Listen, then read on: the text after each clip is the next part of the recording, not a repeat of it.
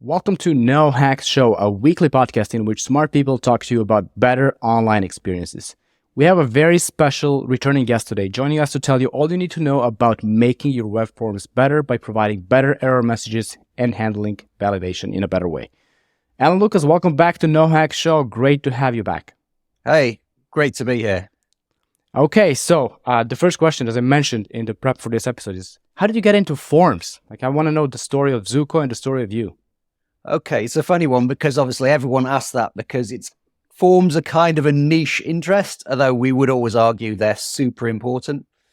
So I think the story of Zuko, or Formissimo as the company was originally known, is basically formed from frustration. The founders came across plenty of forms sort of 10 years ago now. Terrible form experience, even worse than nowadays. And there was a desire, okay, we need to do something about that. It's almost like a mission, Forms have been imported from the paper world into the digital world, and no one had really done much in the way of improving the user experience. So I think Formissimo and then Zuko came out of that. It's kind of a missionary zeal to make forms better by identifying and fixing the problems. So that's kind of where it came from. Myself, again, I'm not a forms or a UX guy historically. I worked in advertising for 12 years. I kind of got a little bored, wanted to spread my wings. So I went away and did an MBA. And from the MBA, I did a little bit of a stint at Google. Then I did some venture capital. And from venture capital, I started working in startups and scale-ups in the Manchester area in UK. After a couple of those, I kind of got the opportunity to come and work for Zuko, and it kind of made sense because in advertising, it's all about customer acquisition. So it was kind of a natural fit with that and my tech and investment skills to come on board. And I'll freely admit, when I first came on board, I knew a bit about forms, but I was no expert. But certainly when you work for a company and you're looking at thousands of forms every year, you learn pretty quickly patterns that work, patterns that don't work, and you kind of build on your knowledge. As I say, you become a kind of forms geek, which there are a few of us about, but a lot of people kind of switch off when they talk about forms because it's just, it's the boring bit at the end of the process. But actually, if you mess forms up, you've messed your whole funnel up. So getting them right is super important. And it's not a crowded niche, right? Even though, like you said, almost every website, not every website, almost every website has at least one form. It's like a house and a lock to get in. Like every house is going to have a lock. And if you build good locks, you're going to make a lot of money and people will need you. So, so it was sort of you kind of landed on forms by accident. This was not something that you 30 years ago, 40 years ago, you woke up and you were a kid and you said, I'm going to make better forms for everybody. Like there's nothing romantic like that. No, there's nothing like that. I guess the company has a more romantic side, but for me, it was kind of falling into it, but it just kind of fit. And say when you get into forms, you kind of get passionate about getting them right, which is kind of what we've been doing at Zuko from the analytics side for many years. But we've also launched a form builder because people kept saying, well, okay, you do better. So like, okay, let's do that. So we launched a form builder that tried to incorporate a lot of the learnings. And to make it easier for people to do it. And this is what I wanted to ask you as well. 10 years ago, 15 years ago, everyone had to build their own form. Like you have HTML elements, you have PHP to process or whatever server-side technology. Now there's a lot of solutions that can actually help you build a form. So which one leads to more problems? Like building it on your own or just trusting a solution off the shelf? A classic answer, it depends. So historically, our Zuko Analytics customers, they've always built their own forms because they want control and you want exact control. And if you want to build a perfect form for you, you probably need to do it yourself because if you want to optimize and you've got a testing program, then obviously you want 100% control over the form. If, however, you just want to build relatively simple forms or get it out there quickly, then a form builder is great because you can embed it on your website very quickly. You don't need to have a developer. If you're not too complex, then it's a very quick and easy way to do it. You can get more complex with it, of course, but I say if you want, as we'll talk about today with error messages, if you want to start building your own custom error messages, it's a lot easier to do it yourself than if you've got a form builder, because a form builder has been built for, broad set of use cases, so it can't get too specific. That's a very good answer. And I think with any technology, with any CMS or any website builder, the more broad appeal it has, the more generic it feels. Like, that's just the nature of it, and it's going to work well enough for most people, but not perfect for any single use case, which has its downsides and upsides, I guess. I'm more on the downsides there, but I guess it makes it easier for people to get into the websites and web forms. So let's talk about the main topic here today, and that is really handling errors and validating web forms. So how does Zuko help? And let's talk about the Zuko forms, the builder. How does Zuko help with error messages in particular? So if we're talking about the builder we built, obviously there's patterns for error messages, which we can kind of come into about where you do it wrong, where it goes wrong. So we've kind of tried to avoid that and have patterns that in general, I know obviously, any experimentation person will always say test everything. Yes, well, I get that, but in the majority of cases, there are patterns that are smoother, and we've seen it to be smoother because we have the advantage of 10 years of observing forms based on data, so we can see how certain patterns affect it. So Zuko's been built with patterns, with Zuko Form Builder's been created with those patterns in mind. Again, I don't want to go into too much detail because I kind of, once we start talking about error messages, we can compare there, but things like using inline validation, giving feedback immediately, putting the error message in the right place, making sure it's clear, and using things like positive validation as well as negative when there's an error.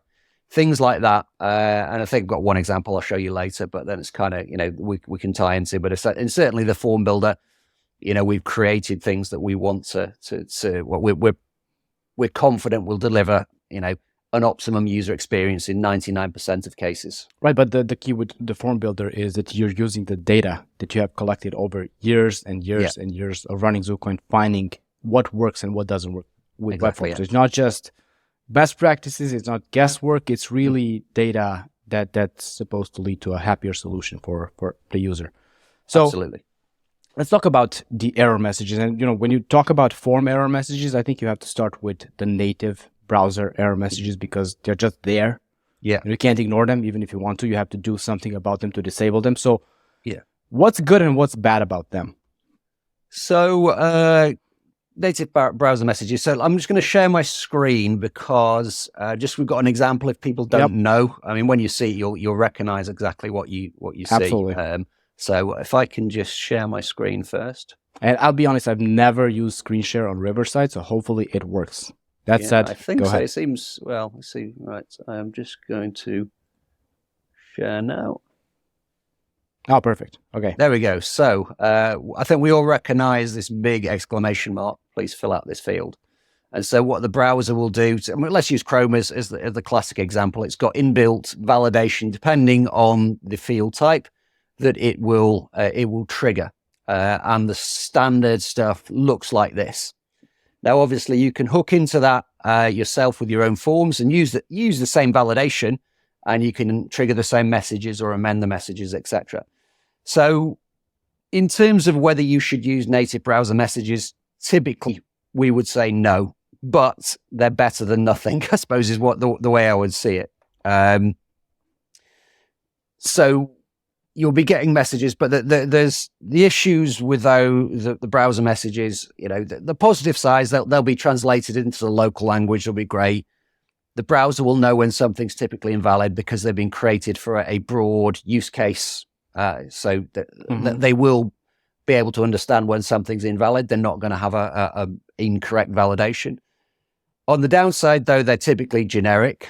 You can see here, please fill out this field, which I guess if you've got a blank field, there's only so many places you can go. But if you go through all of them, they're all fairly generic. Right. I mean, there are some some ones now that Chrome's built in, for things like email, which will give you a more detailed prompt. And I think I've got an example of this later. But they're also temporary. They disappear very quickly, so they don't stay on the screen. So they'll trigger. You'll see it'll go, and you'll be like, "Oh, what was the error message?" They typically only trigger for one field at a time, which is often one of the biggest issues you'll find. So in this case, you might go, "Oh, I've got to fill out the email field. I've got an error on the email. I'll do the email field. I'll go back to submit." And they'll typically only trigger on submit as well, which is, again, on a long form, you don't want everything to trigger on submit, and particularly if you're only doing one at a time, because what you'll find happening is people will, as I say, they'll make an error on the email field. They'll click submit. They'll go fix it. They'll click submit. They'll get another error that they've not seen before. They'll fix that, and they'll go down the form until they've done all the errors. It's a very inefficient way of showing people where the error messages are, and so it's not great. One of the other big things you'll find, and if you want to build any sort of form, you often find that if you're trying to use a non-native form element, this won't work. And for those of us, well, we see this all the time, because you'll often get developers who build drop-downs out of divs rather than using a native select element. So therefore, you're not going to get any error messages. So therefore, you're going to have problems with the native browser messages. Not to say they're completely useless, but we would always say, if you're going to build a form, do it right, create your own validation and your own error messages. You can use the native validation as part of that, but you need to be clear why you're doing it, what the situations are as well, if that makes sense. So you need to be more specific, but this is something I learned from your slides when you sent them a few days ago. Only the first error message is shown. I never really looked into that. I never noticed that, but that is the most annoying user experience that you can imagine. Like, okay, I go back, I scroll on a long form, especially. I fix the field, I submit, and then it's the next field and the next field. And of course, that's kind of an edge case. It's not going to happen to everyone, but that is just terrible. Yeah. And I had no idea this is how it worked. Yeah, exactly. And I guess the validation in browsers is not been designed specifically to create the smooth form user experience. It's been created to deliver a validation. So really what you need to do is take that validation, if you're going to use it, and run with it and use it to hook into your error messages. Right. And like you said, non-native elements just are not going to work, period. There's nothing you can do with the browser validation to make them work. So I guess the beauty of handling your own error messages is that it's going to give the right error message, right place, right time, and like you said, positive validation as well. So what is the next thing that we should be aware of? Well, I suppose once you've got past the browser, which is typically obviously client-side validation, there's still a broader question of whether you should validate error messages on the client side or the server side. What's your answer there? Is it either or, both? Depends? Yeah, so whenever I'm asked this question, I always get reminded, I get a little bit philosophical at this time. The Chinese leader Deng Xiaoping, I think he said, I quote, "It doesn't matter whether a cat is black or white as long as it catches mice." So in a way, it doesn't really matter as long as it does what you're supposed to do. Okay. He was obviously talking about capitalism and communism, so a bit deeper than forms. But I think you kind of just got to take each one for its advantages. Typically, client side is faster, but browser side obviously enables you to do validations you cannot do on the browser. Just on the browser itself. Yep. So typically I can use our example. We use for our own registration forms, we use a mix. So if it's a simple validation, like an email validation, it's typically done client side. If we're just talking about the formatting, so formatting, missed fields, anything like that, it's done client side because it's faster. But if we need to validate a user, whether they've already got an account or whether there's something deeper, that sort of thing, it obviously has to be done server side. So we validate that side. So I think most forms will probably be like that. If you can use client side, then great. But in most cases, you'll probably need an element of server side to do some deeper validation. So it's kind of just like, you just got to take each case as it comes. Right. And of course, in some cases, like you said, a browser is not going to know if that email exists in the database already. So hopefully the browser is not going to have that information in it, because if it does, oh my God, you are in trouble. Yeah, exactly. The website is as horrible as it gets. Yeah. So go ahead. So just one last point that my developers have made clear to me as well is actually also you're likely, any sort of registration form, or you're likely going to need some kind of server-side validation, because otherwise you could get spammed to heck. If you can't validate people on the server side, they could essentially hit you, not necessarily through a browser, but build some scripts, and it's just unvalidated, so it will just keep coming in and in and in and in. So you need some sort of server-side validation, which is that's a great point. Not necessarily user experience, but just to protect yourself. That's a really good point. And also, one thing, I'm looking at your slides as well.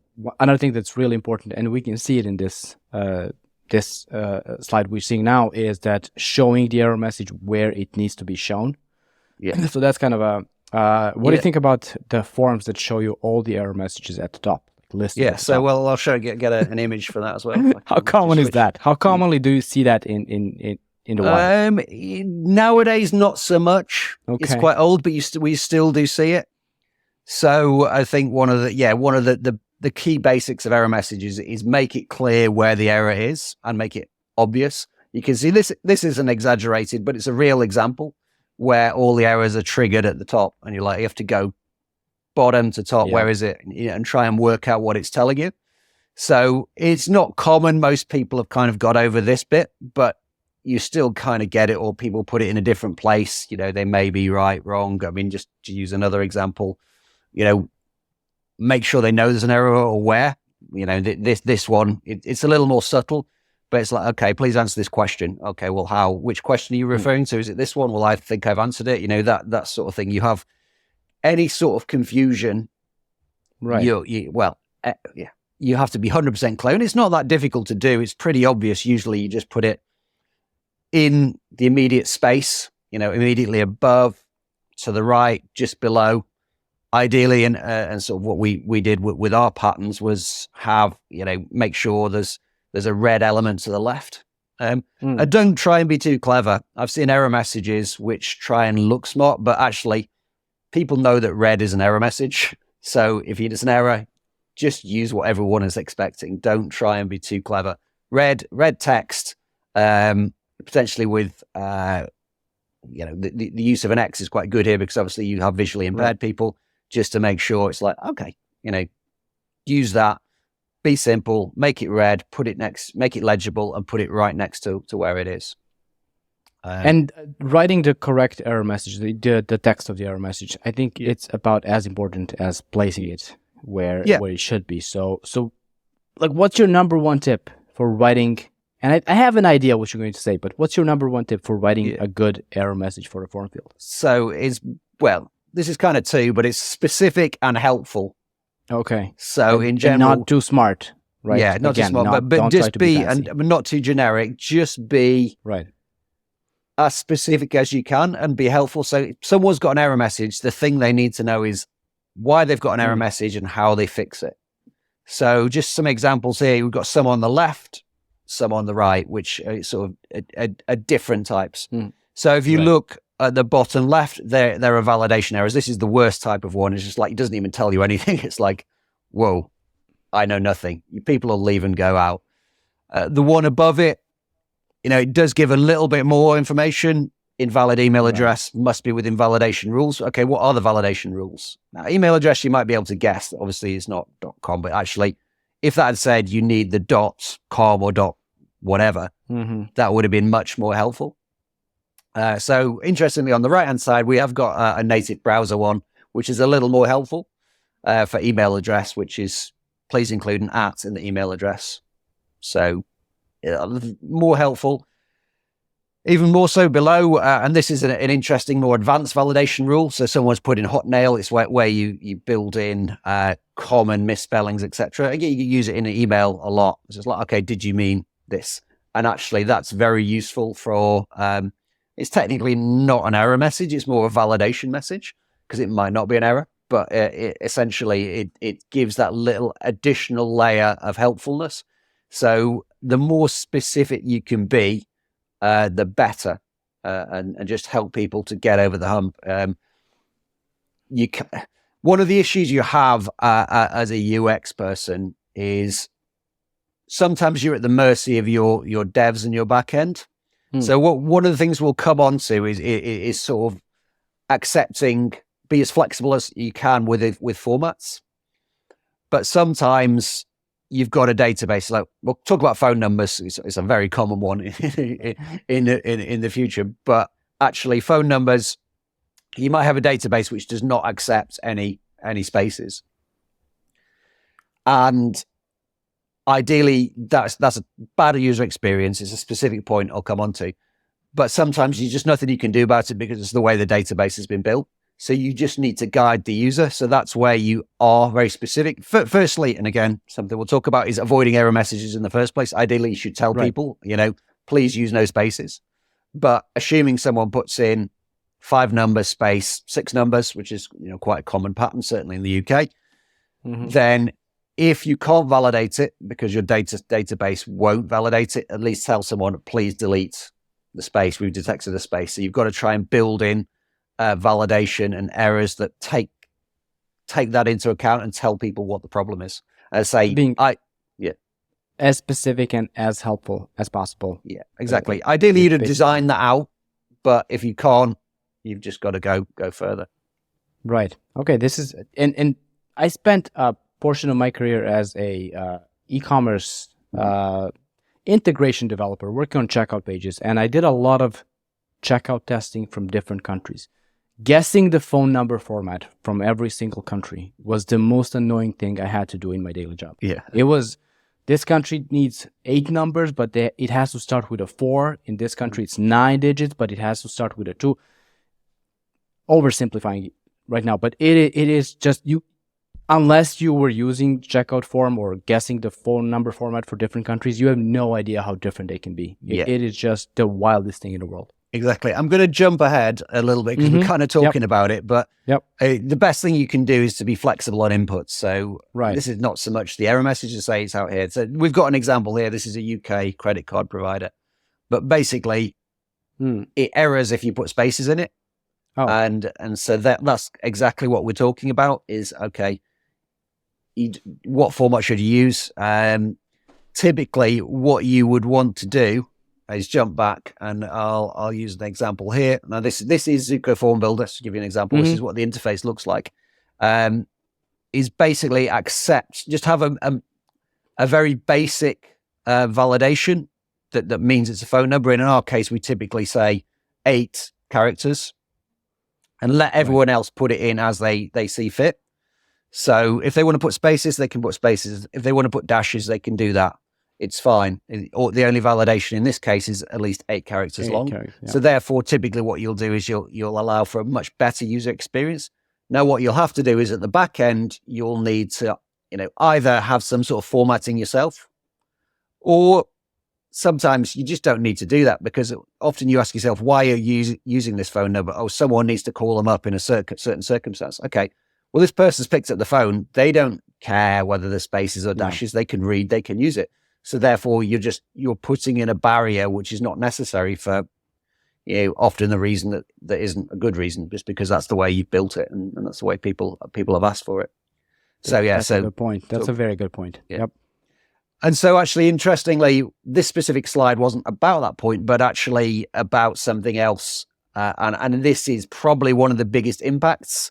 Once you've got your basic error messages right, one of the biggest impacts is using live validation, so live inline validation. So typically telling people, immediately when they've made an error. And when I say immediately, I don't mean as they're typing, because we've all had that problem where you use too early and you spit out an error when someone's putting in their phone number or email address. It's like error. It's like, I'm not even finished yet. It's when you focus out, okay, that's when you tell them immediately. So in this case, you can see here, obviously, I've talked about the phone number validation. So error immediately. Okay, there's ways to fix it here. So in this case, they can fix it. They get a green tick. And often positive validation is as valuable as errors, because there was a study, Craig Sullivan, who I know you've had on the show, he refers to, I can't remember the specifics, but they did a study on positive validation. So exactly the same questions. Someone gets a green tick at the end of it. Positive someone gets no positive validation. And then they asked about their form experience post that. And they found the people who got the green tick tended to feel the form experience was better and less stressful because of the green. So it's like you're cheering, basically like you're cheering on the user as they're doing it. Like, come on, you're doing a great job. Yeah. Only 75 field left to go. Yeah, and sometimes it seems a little hacky to do that, but actually it works. So yeah, and I say if you get Craig on again, I'm sure you can ask him about it because it's a good story. I will send him a message after this just to ask him about that and maybe try to set up another episode. But yeah, that shout out to Craig. Like who doesn't love everything Craig is doing online? But I think it depends on what the form is. Like if you're filling a form to get a bank loan or something that you are you have to do it, even if you hate the form, it doesn't really matter as much because you'll do it. But if it's a form where the brand is trying to get the conversion rate for that form higher, and it's not something that you're selling something or you're getting them to sign up for something that they don't really need. I think this kind of validation and kind of cheering on from the sidelines, I think it has it can have a significant effect on the overall conversion rate. Yeah, exactly. Really it is also, customers often have a lot of uncertainty about what they're putting in. So again, we go back to phone numbers, but phone numbers also there where you're thinking, do I have a space? Do I have a dash? Those sort of things. Right. Is it right? Is it not? You've got to be sometimes a little bit careful with some fields like credit card number because you get a tick because the validation's right, but actually there will be some further devalidation when you try to pay. Doesn't mean that it's a valid credit card or it's going to be accepted. So you can be a little bit careful around there, but when it's just basic stuff, okay, you've entered a number, you've entered a number and it's not, you've not entered a load of letters, tick. That's a great way of doing it. That's a great point.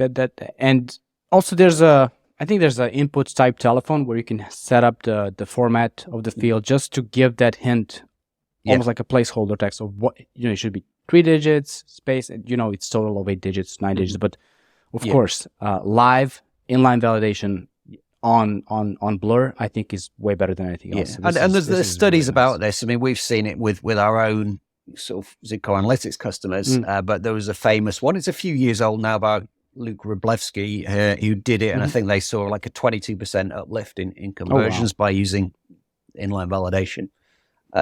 So I can share the link to that study, but certainly in terms of user experience, it worked really well.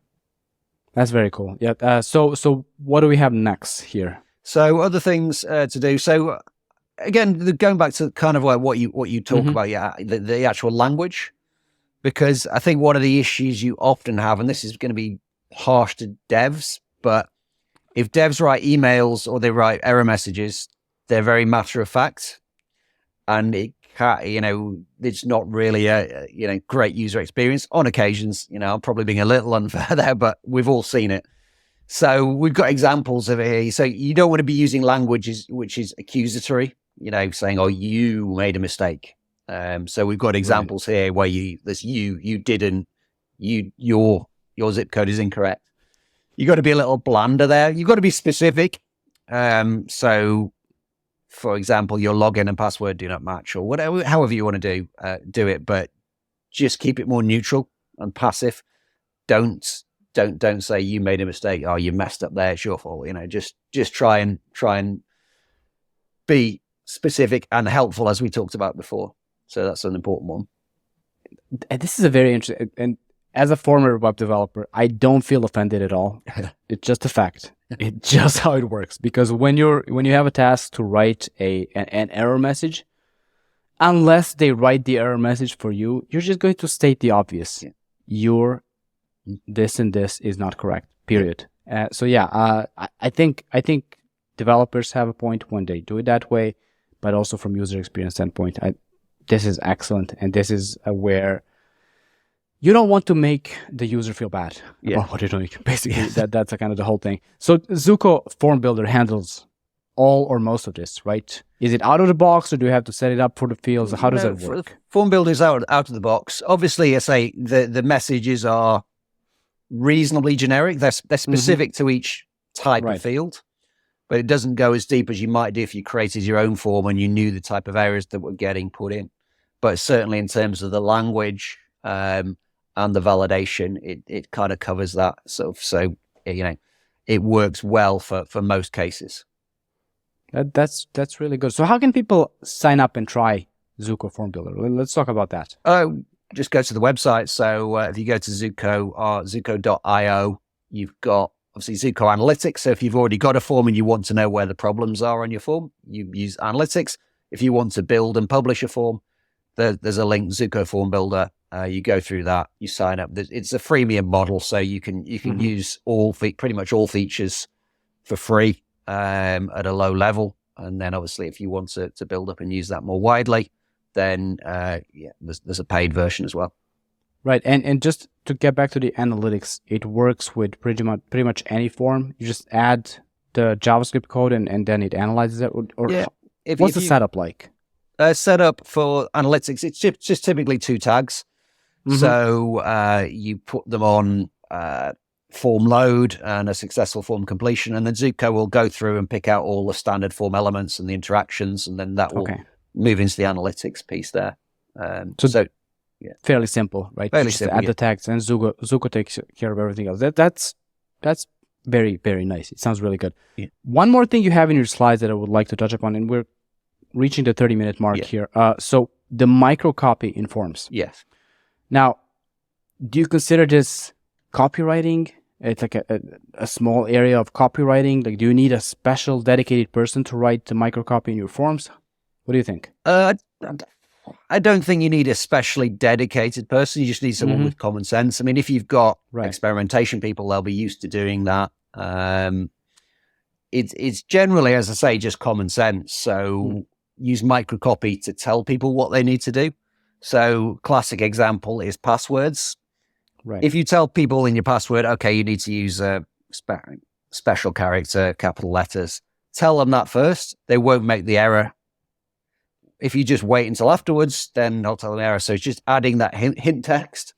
So again, that's something we built into Zuko Form Builder, the ability to put that help text in, because it just helps. I don't say you don't need anything specialist. You just need to be clear as to why there's an issue. So, it's just simple things here,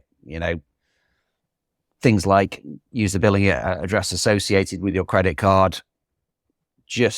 That'll just, sometimes you think that's simple and obvious. It's not always. We've all been in experiments, just adding a small bit of instructional copy will help you do that. So I think, I guess it falls into the theme which I've got here, which is prevention is better than cure. If you can prevent error messages happening in the first place, that's better than having good error messages. So we talked about here, form labels, make sure that the form label is clear. Be flexible in what data formats you accept. So that's the phone number. Don't insist on, no spaces. Use the microcopy. We've not talked about optional and compulsory, but be absolutely clear which are optional or which are compulsory, so people don't leave things blank that they shouldn't do. Inline validation, absolutely fantastic. Always recommend using that. And then the final point there is kind of about defaults and preventing errors. So, for instance, if you're looking, so a booking website as an example, if you're looking for someone to book a holiday, don't let them try and book something in the past, which I've seen a few times. Creates an error. There's no need to do that. If they've got a return date, don't book your return date before your flight date out there. Don't let them select things if you know they're under 18. That still happens? That you're still seeing examples of that happening in live sites? Yeah, we do. Yeah, I mean, not quite. It's not common because there's, no, of course, somebody using a plugin, but we still see you do it. I mean, it's more than it triggers an error message, and you don't need the errors. It's rare, but we do see it. That is just crazy. Yeah. So we covered a lot of things today. So make sure the user know where the error is. Native browser error messages, visual cues, specific, helpful, inline validation, prevention. If you had to pick one, like what is the one advice you would give to people to prevent or avoid most, or handle in the best way possible, most error messages in the form? But just one. That's live inline validation. Inline validation. Yeah, okay. Live inline. I mean, obviously, I'm assuming that you have got terrible. If your error message is absolutely terrible, then fix them. Of course. Assuming they're average and you're just like, oh, how do I make things better? Inline validation. So telling people immediately when they made an error so they can correct it, and obviously be specific as well with all that sort of stuff. But the validation triggering at the right time, in the right place is from our experience, that has the biggest impact. Okay. And not just for error messages, on a form as a whole, compared to virtually anything you can do. That's right. And also positive validation, I think, falls under that same category. Just let people know that they're doing well and they need to continue with the form. Yeah. That is not what I would guess. I'll be honest. What would you guess then? I would have guessed just writing good error messages, just explaining exactly what the error is and how to fix it.